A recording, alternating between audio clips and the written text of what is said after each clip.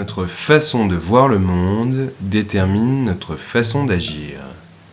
Le philosophe britannique Thomas Hobbes réduisait essentiellement les hommes à des guerriers avides de ressources, menant des vies solitaires, pauvres, nuisibles, brutales et courtes.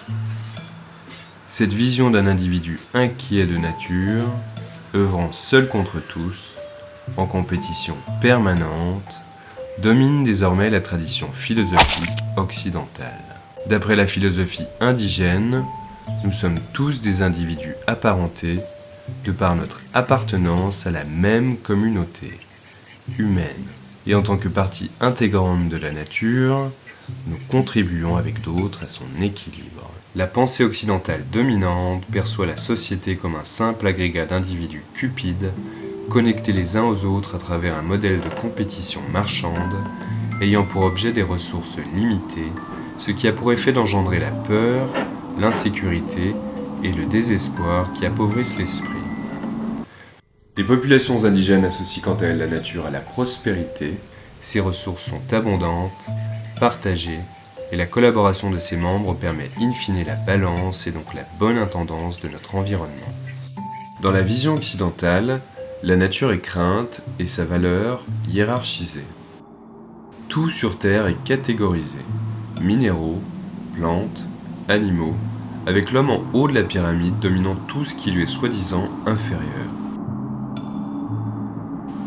Dans la vision indigène, les humains sont sur un même pied d'égalité avec tout le reste, en ce qu'ils font partie d'un ensemble global dynamique où tout est interconnecté. Deux visions du monde pour deux approches économiques diamétralement opposées. L'économie de marché occidentale qui prédomine est à l'image de sa perception du monde, où les ressources sont rares, la production intensive et centralisée, et ces individus voraces guidés par un appât du gain insatiable. C'est ces grands principes qui président à l'économie de marché. 40% des ressources terrestres sont détenues par seulement 1% de la population. La richesse cumulée des 3 individus les plus riches de la planète surpasse le PIB des 47 pays les plus pauvres. Le monde comprend seulement 497 multimilliardaires, alors que la moitié de la population mondiale survit avec moins de 2 € par jour.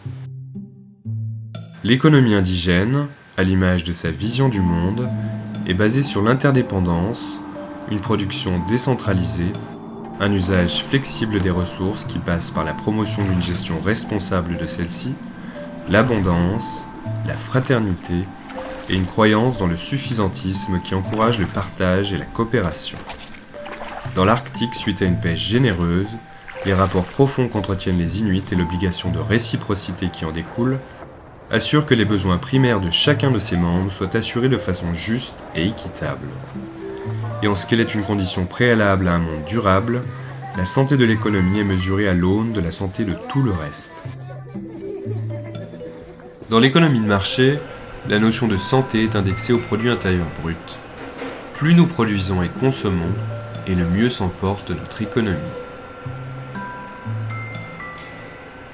La construction d'immeubles, la fabrication d'objets, le transport sont toutes des activités considérées positives, au même titre que le sont la production d'armes et de cigarettes, alors que les investissements dans le système de santé et d'éducation sont considérés comme des coûts, une productivité économique négative, et l'impact du coût physique et émotionnel de l'activité guerrière ou de la pollution qui menace un tiers des espèces animales comme des externalités négatives indépendantes du système et qui ne figurent donc même pas sur le bilan comptable. Un système intenable dans lequel la rareté des ressources devient une prophétie autoréalisatrice.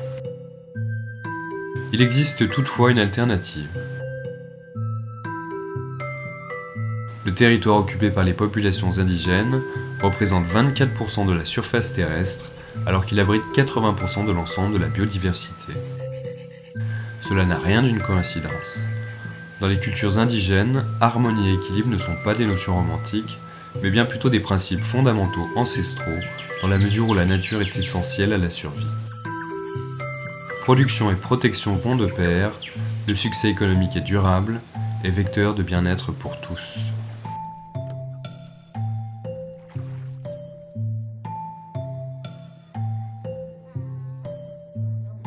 First People a pour vocation de financer les modèles indigènes et les pratiques traditionnelles qui offrent de nouvelles perspectives dans l'optique de façonner une économie alternative qui encourage l'équilibre naturel et l'harmonie communautaire.